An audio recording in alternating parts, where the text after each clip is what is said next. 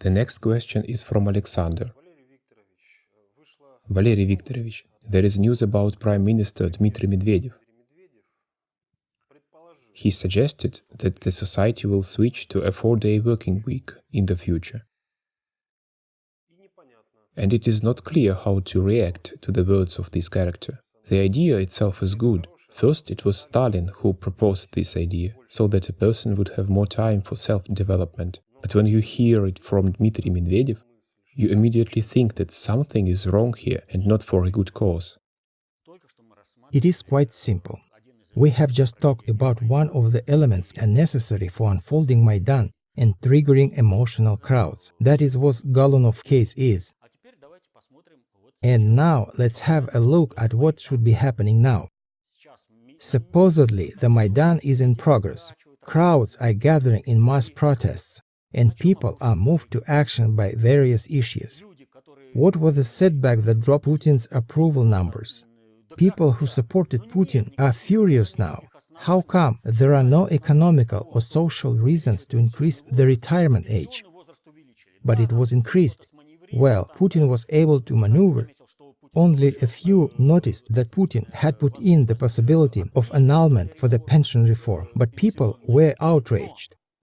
And how the necessity of the retirement age increased was explained. There is a lack of labor hours, there is a lack of working population. And now, out of the blue, it turns out that there is a plenty of everything. It's even possible to provide additional days off. What was the reason to stress people out then?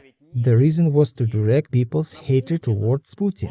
Look, Dmitry Medvedev says we needn't have implemented the pension reform. It is quite possible to switch to a 4-day working week.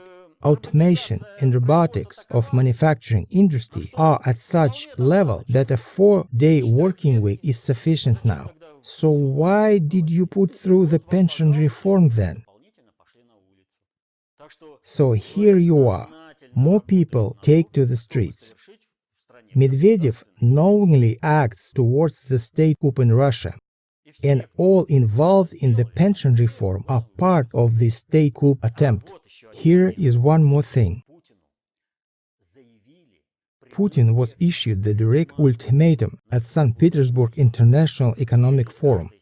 In other words, the ultimatum itself was split up between the speakers, and each speaker delivered their part of it.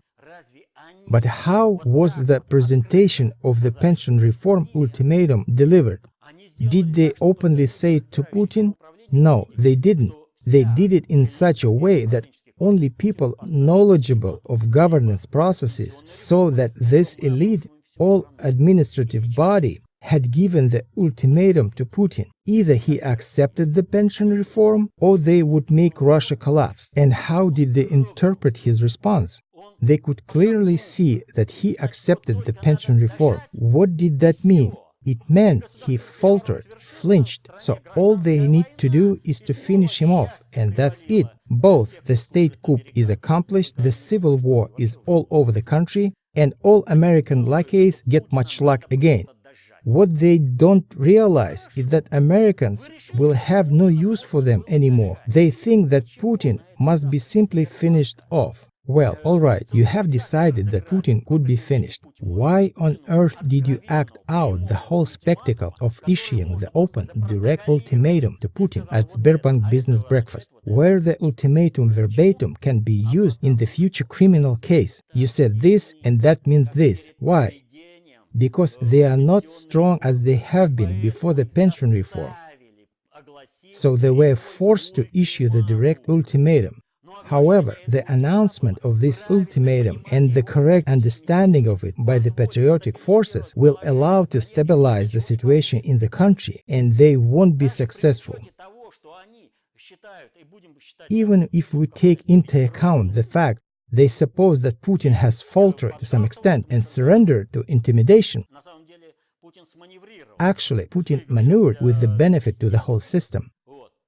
For them, the ultimatum they have issued is the self-exposure, and it is a failure.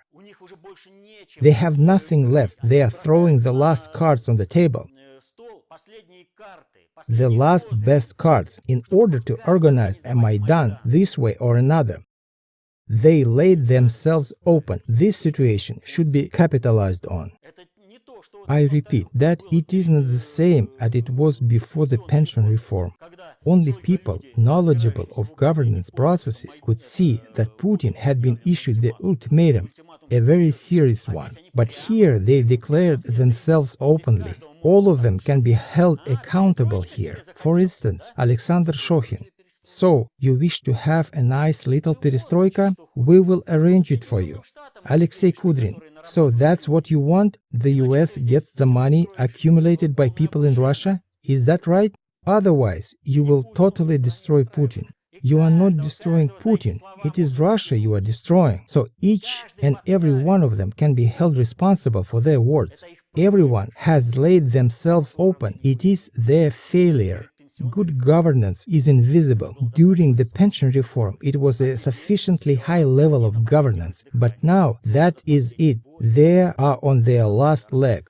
But this last battle is the fiercest one. But let's not forget that all these American lackeys are eager to kill others. They are eager to torture them as they please. However, they are not ready to die even for the sake of their master's interests.